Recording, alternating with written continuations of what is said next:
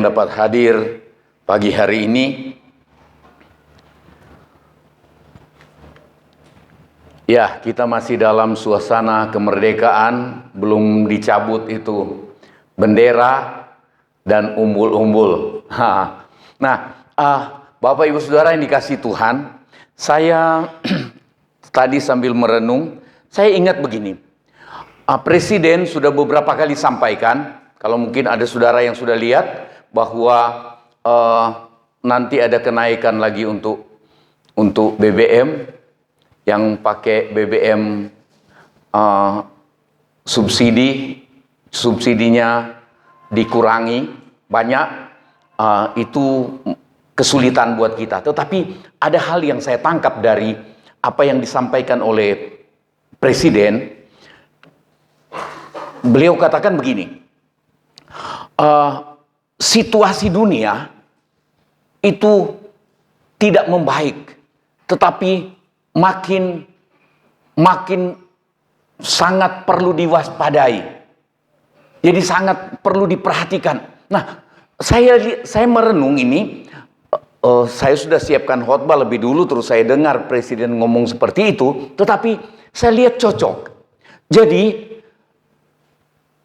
pemerintah atau presiden, dia buka mata, buka telinga, buka hati, buka pikiran untuk melihat situasi seluruh dunia ini, sehingga dapat membuat langkah, membuat keputusan.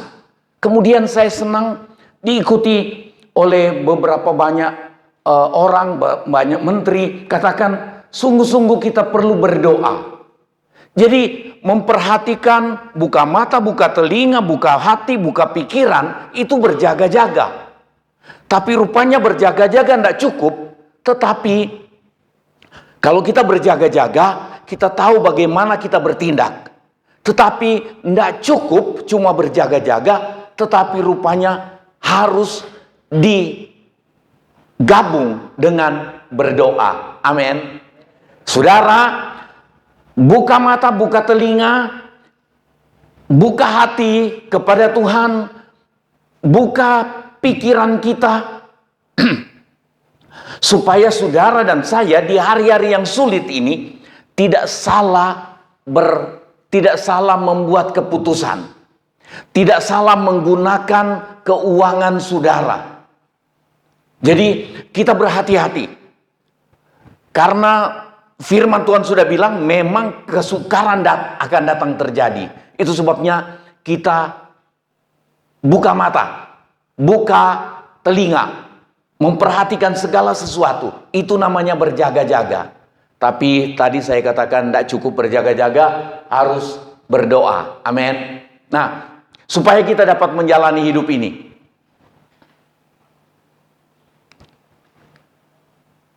Iya.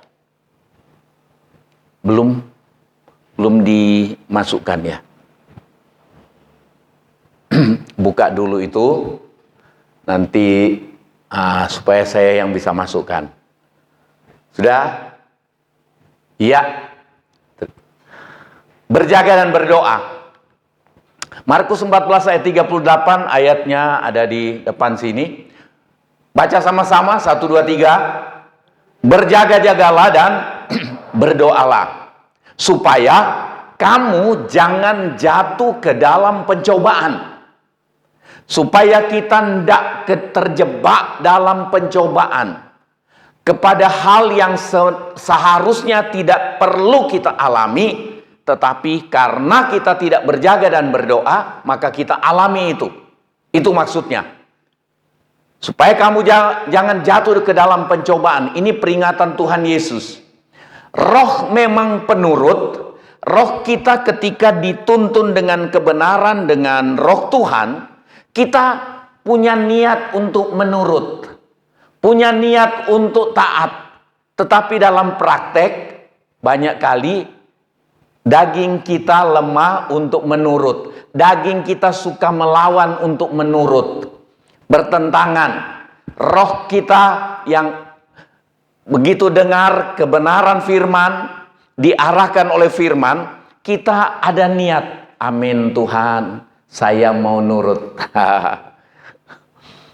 Tetapi begitu kita selesai dengar firman Tuhan di luar, kadang-kadang motor yang satu terlalu bertele-tele mau keluar,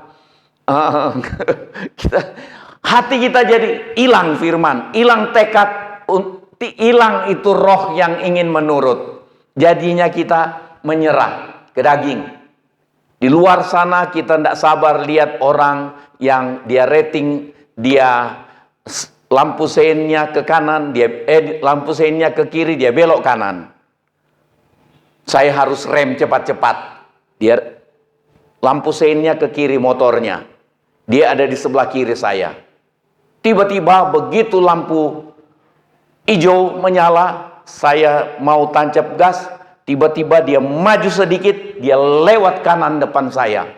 Nah, kadang-kadang kita kehilangan rencana untuk taat. Tapi maksudnya begini, kita berjaga dan berdoa supaya roh kita yang mau menurut itu punya kemampuan untuk menurut. Nah, waktu kita menurut, waktu kita taat, berkat Tuhan atas kita. Itu maksudnya. Nah, kita lihat berjaga. Berjaga itu punya pengertian bersiap-siap, waspada, berhati-hati. Kalau kita bersiap, waspada, berhati-hati, itu harus buka mata, buka telinga. Orang yang nyetir, kebanyakan kita tahu nyetir mobil, nyetir sepeda motor. Nah, kita bawa mobil, bawa motor, itu dua hal ini penting. Buka mata, buka telinga. Tapi ada hal penting lainnya, itu pikiran mengolah apa yang kita lihat dan dengar. Ada klakson di belakang, bung-bung, atau ada ngeng-ngeng. Nah, kita tahu, pikiran kita mengolah. Saya harus ke kiri, kalau perlu minggir berhenti. Yang lewat apa? Jadi buka mata, buka telinga, buka pikiran. Itu namanya waspada. Ada kewaspadaan. Nah, berjaga, bersiap-siap, waspada, berhati-hati.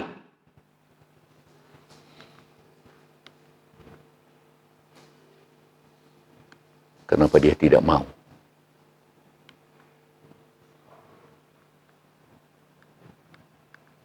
Ya, jangan dikutik-kutik lagi.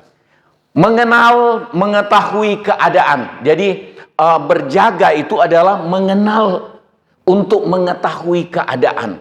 Tadi saya sudah kemukakan. Kita mulai dengar, kita mulai dengar, kita berjaga artinya kita mulai mengenal situasi, mengenal keadaan. Dan itu yang membuat kita berhati-hati. Kita mulai berhati-hati untuk investasi, berhati-hati untuk bekerja, berhati-hati menggunakan keuangan, berhati-hati untuk bikin tindakan. Pokoknya berhati-hati. Itu berjaga-jaga. Ketika kita mengenal atau berjaga itu artinya mengenal untuk mengetahui keadaan. Nah, Ratapan 3 ayat 40 bicara mengenai menyelidiki keadaan hati. Itu namanya berjaga-jaga. Salah satu pengertian atau salah satu cara untuk kita berjaga-jaga. Ratapan 3 ayat 40 katakan begini. Marilah kita menyelidiki dan memeriksa hidup kita. Dan berpaling kepada Tuhan. Karena kita terlalu gampang arahnya beda dengan arahan Tuhan. Itu sebabnya ketika kita menyelidiki hati, menyelidiki hidup kita, itu yang membuat kita tahu siapa kita sudah sejauh mana menyimpang dari jalan Tuhan, dan diingatkan dan berbalik kepada Tuhan, berpaling kepada Tuhan. Itu berjaga, menyelidiki, memeriksa hidup kita. Kan banyak kali kita lupa diri toh. Begitu alami masalah kita lupa diri. Begitu terlalu senang tidak ada masalah, lupa diri. Begitu kerugian, lupa diri. Kita lupa Tuhan. Kita bisa tempuh segala macam cara. Begitu untung banyak, kita juga kehilangan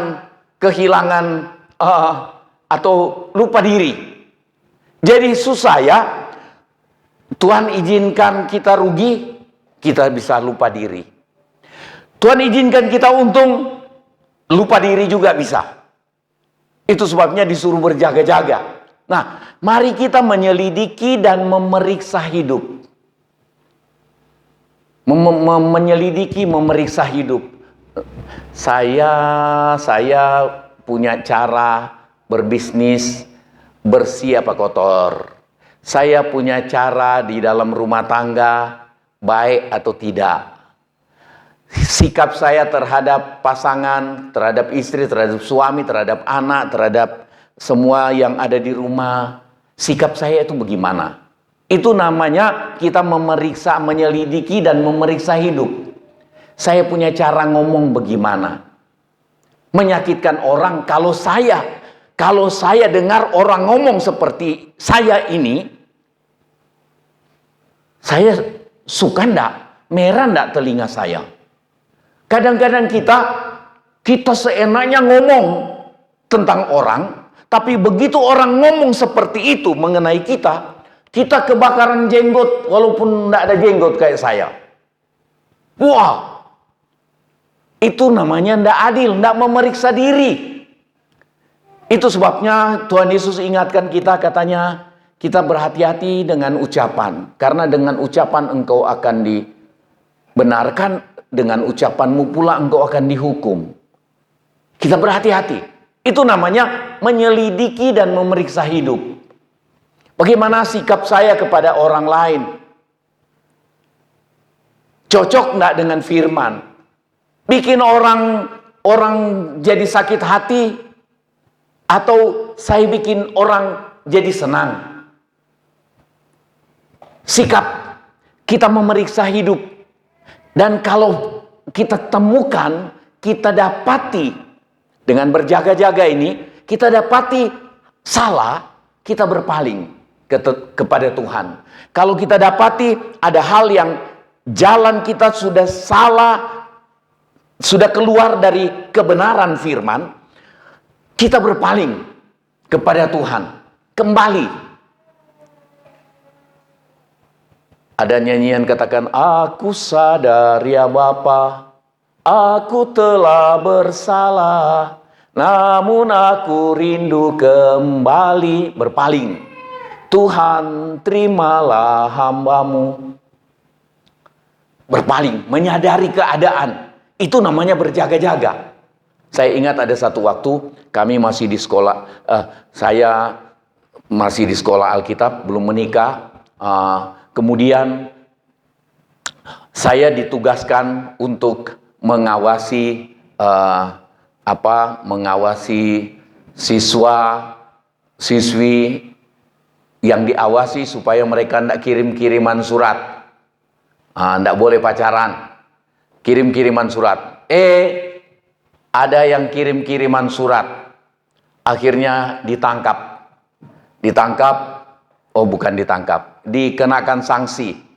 Jadi ada laki 4 atau 5 siswa, yang siswi juga 5. Nah, mereka disuruh cabut rumput tiap hari. Kalau laki suruh angkat batu, pindahkan ke tempat lain, itu batu. Nah, tahu-tahu sudah selesai hukuman 3 hari, itu hari Sabtu ada ibadah sore. Yang siswi, yang wanita maju untuk bersaksi. Kami terima kasih, Tuhan izinkan kami lewati 3 hari kena hukum karena pelanggaran, dan mereka menyadari keadaan. Kemudian mereka nyanyi begitu tadi, nyanyian itu. Aku sadar ya Bapa, sambil nangis siswi ini, yang wanita. Aku telah bersalah, namun aku rindu kembali. Tuhan terimalah hamba-Mu. Sampai hari ini mereka, yang siswi ini, sampai hari ini ada di ladang Tuhan. Nah, rekaman ini masuk YouTube, mungkin ada yang dengar, dia pasti ingat itu. Dan dia ingat saya, karena saya yang tangkap mereka. Nah, saya tidak minta maaf karena itu tugas saya. Jadi, giliran siswa yang maju bersaksi, maju dulu satu, kepala gengnya, dia maju, dia bilang, puji Tuhan, kami sudah selesai untuk mengalami tantangan, tapi kami menang. Saya pikir nyombong banget nih. Dia bilang, saya ajak teman-teman saya, majulah teman-temannya. Mereka berderet di depan, langsung dia hitung. 1, 2, 3. Saya pikir mau apa? Mau nyanyi rupanya. Langsung mereka nyanyi. Ku bergirang sebab dia milikku. Waduh, mereka bergirang karena dia milikku katanya. Ku bergirang sebab dia milikku. Biarpun hukuman amat berat, ku bergirang sebab dia milikku. Saya bilang, oh ini setan. Bukan berpaling kepada Tuhan, tetapi tidak tobat, malah nantang. Sampai hari ini, yang kepala gengnya itu sudah tidak jadi hamba Tuhan. Saudara, berjaga-jaga. Berjaga-jaga. Kenapa saya cerita itu belok ya? Itu kenangan lama. Nah, ada banyak yang marah ke saya soal itu. Mazmur 139 ayat 23 dan 24 mengenal keadaan hati. Salah satu cara untuk berjaga-jaga adalah supaya kita mengenal keadaan hati seperti ratapan 3 ayat 40 tadi itu. Saya tampilkan ayat ini. Selidikilah aku ya Allah, dan kenallah hatiku, ujilah aku dan kenallah pikiran-pikiranku. Lihatlah apakah jalanku serong, dan tuntunlah aku di jalan yang kekal. Tadi saya katakan bahwa kita banyak kali lupa diri, atau banyak kali kebal, keras hati, bandel. Bahasa di sini mokong. Mokong betul? Mokong bahasa Jawa. Bahasa Jawa ya toh? Mokong bahasa Jawa. Tapi bahasa Madura saya tidak tahu apa.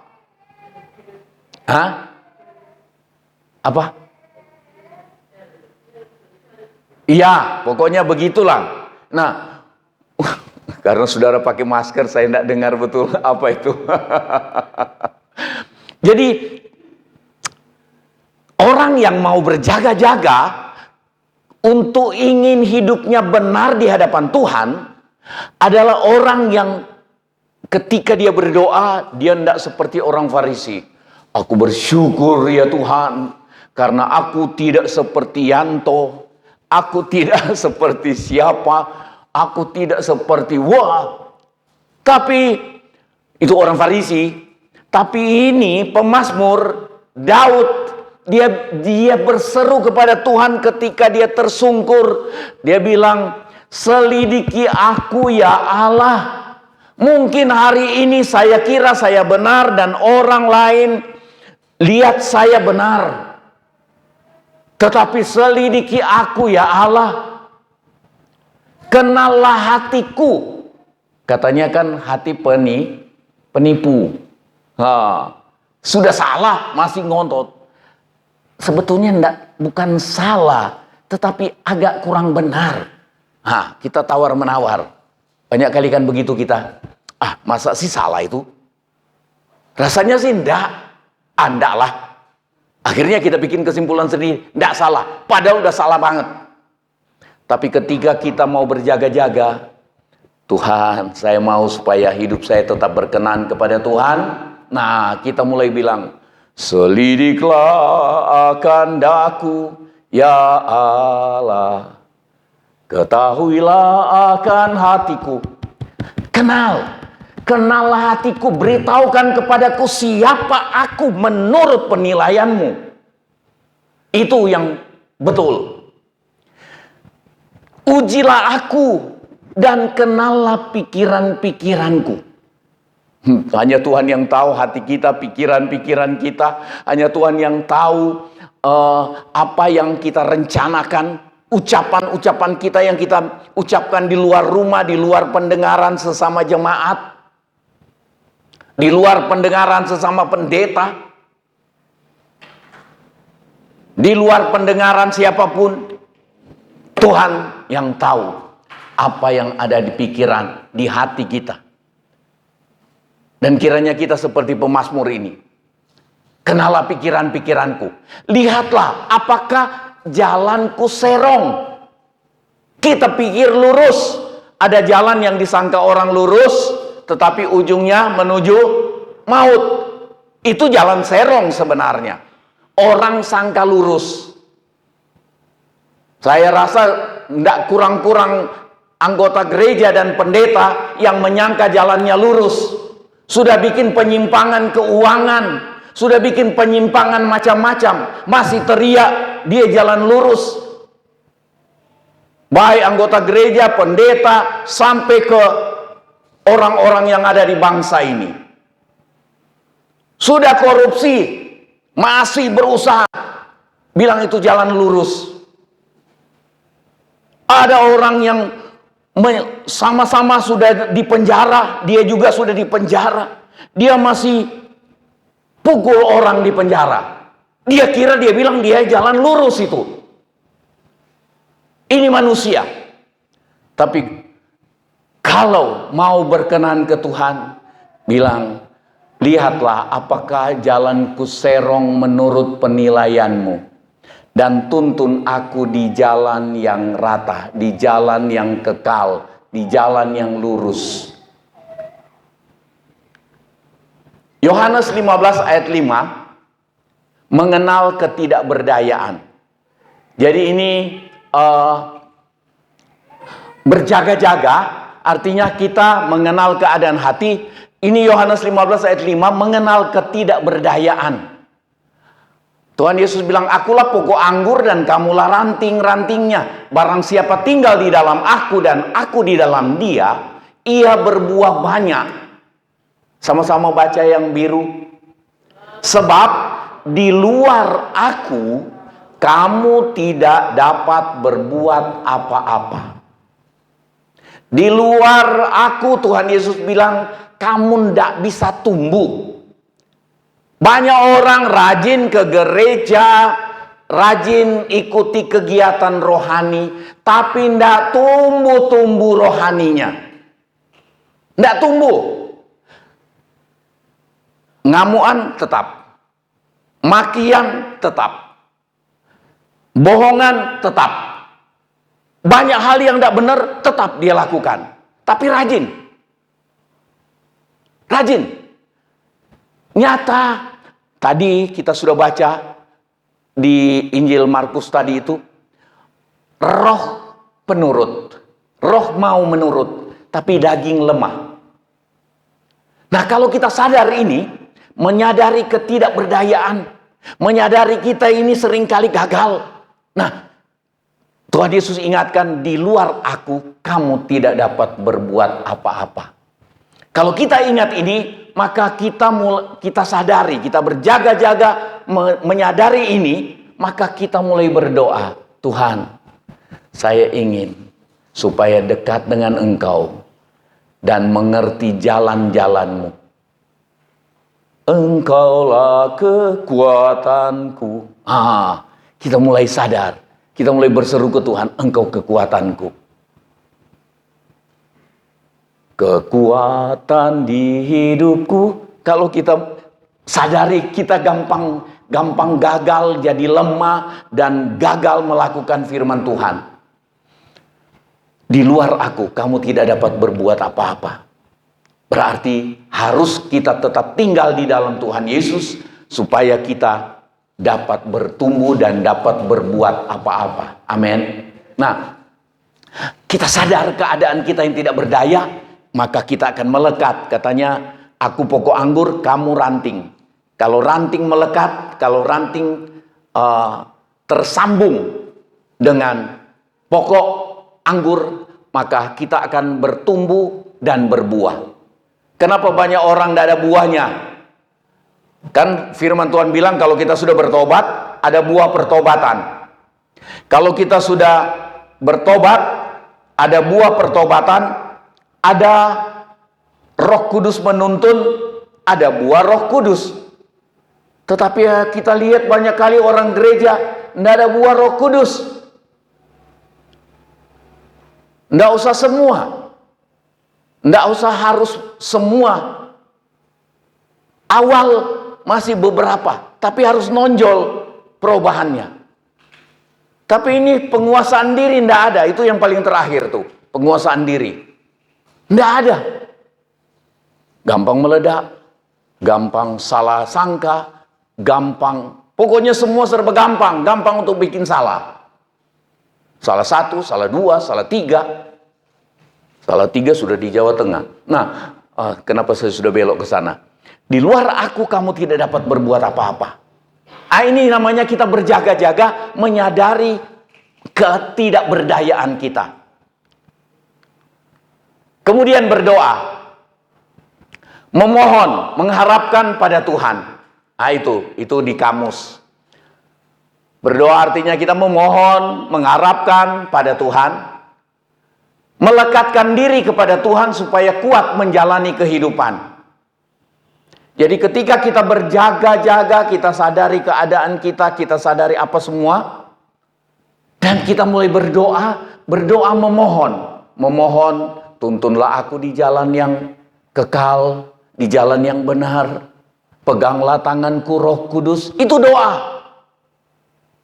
Ketika kita lebih dulu berjaga-jaga menyadari keadaan, kita mulai berdoa. Kita mulai berdoa. Saya tidak kuat, tetapi pegang tangan saya. Tuhanlah yang membimbingku, tanganku dipegang teguh. Luar biasa nyanyian itu. Hatiku berserah penuh, tanganku dipegang teguh. Itu doa, itu pengharapan. Seseorang yang menyadari keadaannya, dia berbuat itu. Pegang tanganku, Roh Kudus, supaya aku tidak tersesat. Amin. Ini dia, Amsal 30 ayat 8. Mohon tetap hidup dekat Tuhan. Maksudnya, orang yang berdoa adalah orang yang memohon supaya tetap hidup dekat dengan Tuhan dan dia rindu dekat dengan Tuhan. Ayatnya ini. Jauhkanlah daripadaku kecurangan dan kebohongan. Ini ayat agak aneh. Jangan berikan kepadaku kemiskinan atau kekayaan. Mau yang mana? Mau tengah-tengah. Kita semua mau yang kaya toh, ya kan? Tapi ini penulis Amsal dia bilang, jangan berikan kepadaku kemiskinan atau jauhkan daripadaku kecurangan dan kebohongan. Jangan berikan kepadaku kemiskinan atau kekayaan. Nanti kita lihat di bawah ayat 9 tuh. Biarkanlah aku menikmati makanan yang menjadi bagianku. Kalau bagian yang Tuhan tentukan buat kita itu lebih yang datang. Maksudnya begitu dia. Biarlah yang Tuhan rancang, bagian kita itu yang kita terima. Kadang-kadang kita cakar-cakar di mana-mana untuk lebih dari yang Tuhan tentukan. Akhirnya kita sudah keluar jalur. Kita sudah keluar dari kebenaran untuk cari yang lebih.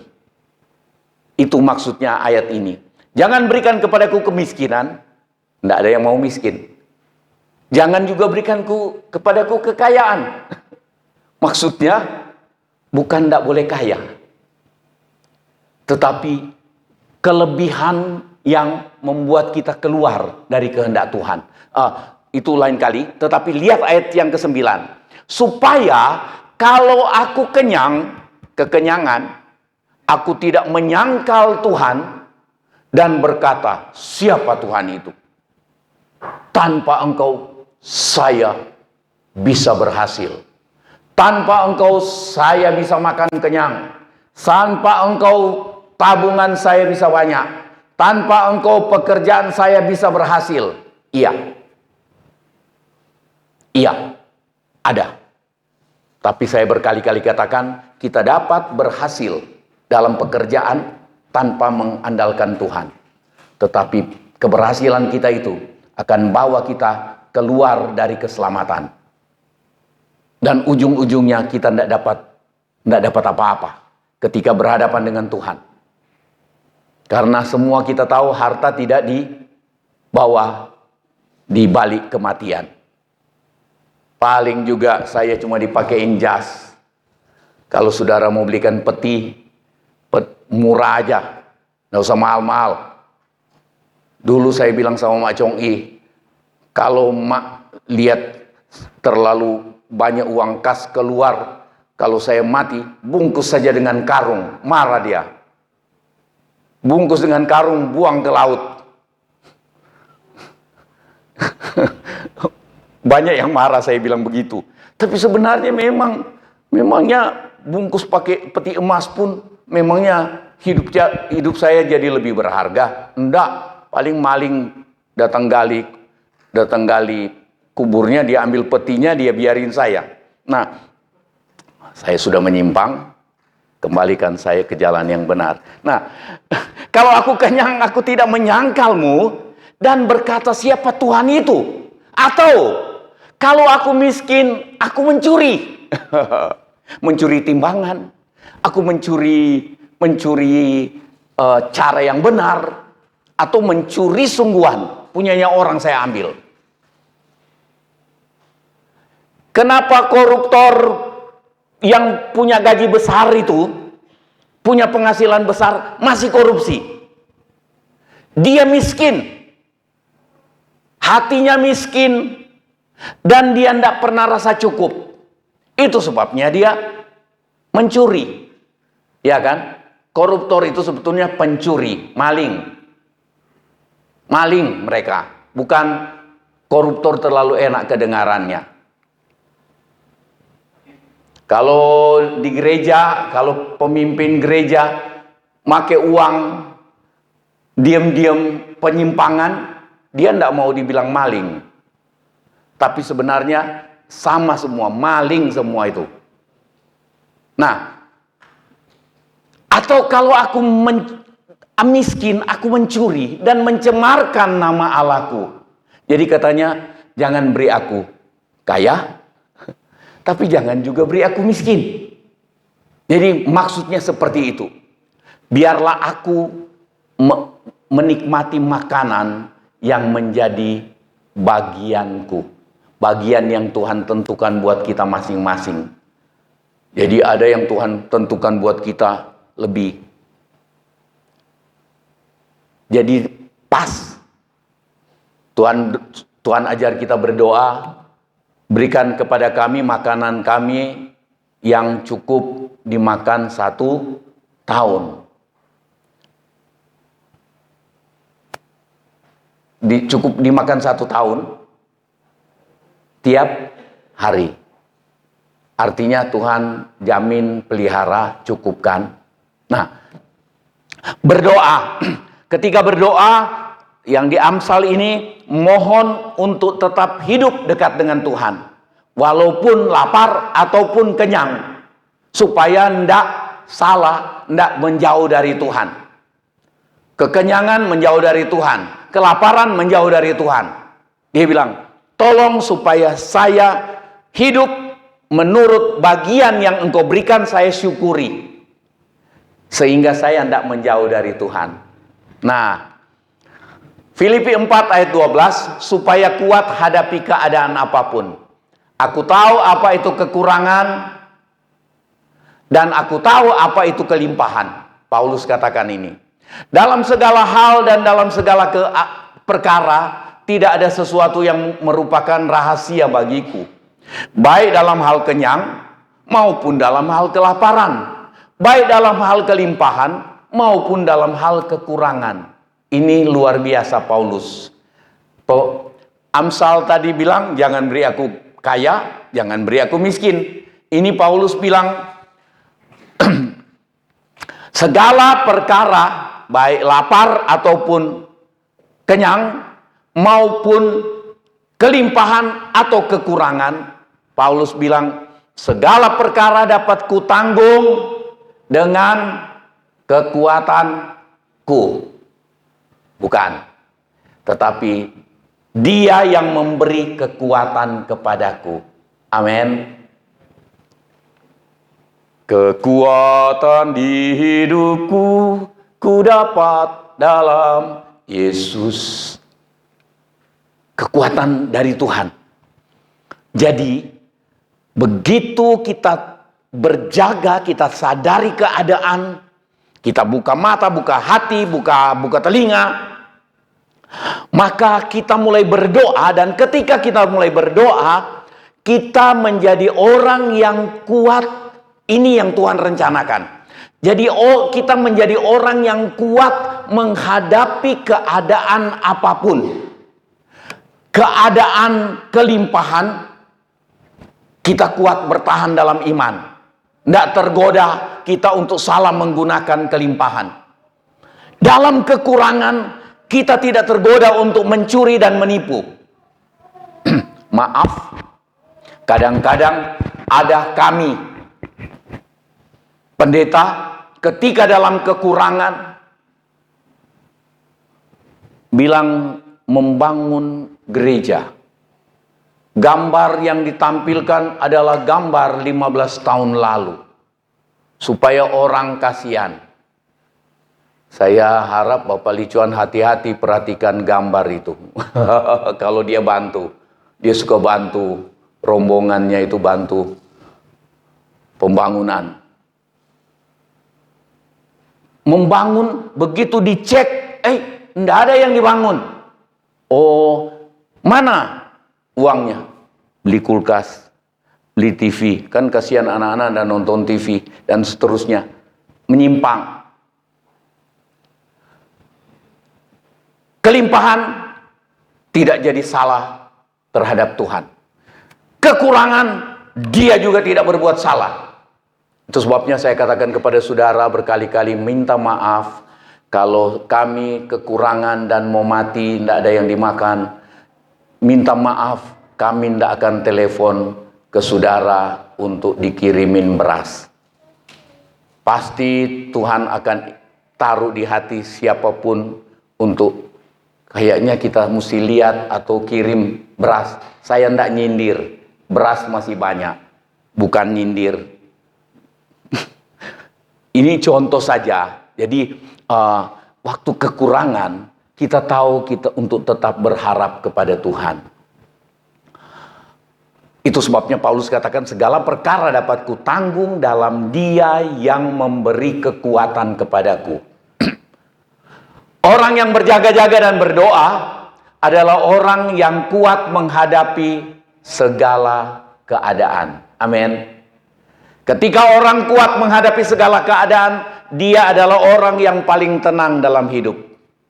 Dia mampu bersyukur. Kekurangan dia bersyukur. Kelimpahan dia bersyukur. Lapar dia bersyukur. Kenyang dia bersyukur. Memangnya kalau lapar terus kita mengeluh, memangnya makanan datang sendiri? Tidak ada. Kalau tidak datang juga sudah bersyukur. Tidak datang itu makanan, ya bersyukur aja terus sampai mati. Tapi kayaknya hari-hari ini sudah tidak ada pendeta yang mati kelaparan. Kalau dulu masih ada. Ya, ceritanya panjang. Tetapi, saudara, saya ingat sesuatu. Ketika kita berjaga dan berdoa, kita diberi kemampuan untuk menghadapi keadaan kekurangan atau kelimpahan. Kenyang atau lapar. Di kitab Ibrani katakan, keadaan bertelanjang ataupun keadaan berpakaian, dia kuat di dalam Tuhan, dia bertahan. Dan ada satu hal yang pernah saya sampaikan kepada saudara, saya ingat, kita jadi kuat menghadapi keadaan ketika Tuhan menjawab doa kita. Kita tidak jadi orang yang begitu angkuh sepertinya kita yang rohani sendiri. Woi, saya alami pertolongan Tuhan luar biasa, gini. Usaha saya, anak saya, cucu saya, ini kita jadi bangga. Dan sudah jadi salah. Tetapi kita juga akan kuat ketika kita lihat tidak ada pertolongan yang terjadi. Yang sakit mati. Kita lihat tidak ada pertolongan terjadi. Saudara, ini kekuatan yang luar biasa ketika kita berjaga dan berdoa. Maka kita sampai kepada Filipi 4 ayat 13. Segala perkara dapat kutanggung di dalam Dia yang menguatkan aku. Perkara doa saya dijawab dengan luar biasa, dengan mujizat. Saya kuat nanggung, tidak nyombong. Doa saya tidak dijawab, sampai yang saya doakan dia mati, dan apa yang saya doakan itu tidak ada yang dijawab. Saya tetap kuat di dalam Tuhan. Sehingga kita tidak jadi tawar hati dan kehilangan keselamatan. Banyak orang undur tinggalkan Tuhan karena kecewa. Doa saya tidak dijawab. Saya baru dapat telepon. Bukan telepon, saya di WA. Ada orang yang kecewa. Sakit lama, dia minta-minta mati, tidak mati-mati sampai hari ini. Ada yang saya doakan 2 kali. Nelpon, bantu doa. Ini gini. Berdoa. 2 kali berdoa, tahu-tahu mati. Terus keluarga telepon, terima kasih Om, doanya. Saya, waduh, terima kasih doa yang bikin orang mati. Enggak, maksudnya sudah lama menderita ya, yang sakit. Saya enggak berdoa supaya biarlah matilah, hidup-hiduplah. Enggak, saya enggak berani begitulah. Itu doa sakti. Tapi kalau saya sakit, saudara datang doa, tolong doa sakti begitu. Tuhan, kalau pendeta kami ini sudah bikin salah, ingatkan dia supaya dia tobat. Nomor 2 Tuhan.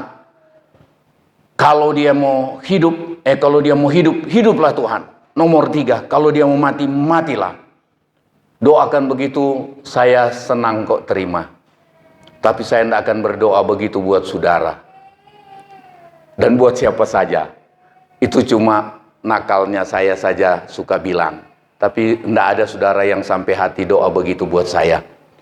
Saudara, kita jadi kuat di dalam Tuhan. Apapun yang terjadi, kita tetap kuat di dalam Tuhan ketika kita berjaga dan berdoa. Puji Tuhan, Tuhan memberkati. Tuhan ingin saudara dan saya kuat di dalam Tuhan. Berjaga dan berdoa, kita selalu mengenal keadaan hidup kita, sehingga kita tidak keluar dari jalan Tuhan. Kalau sudah menyimpang, kita dapat kembali. Kemudian yang kedua, berjaga dan berdoa, selalu memohon tuntunan dan kekuatan dari Tuhan. Saya taruh dalam kurung, sadar bahwa kita mudah menyimpang. Tuntunlah aku di jalan yang kekal.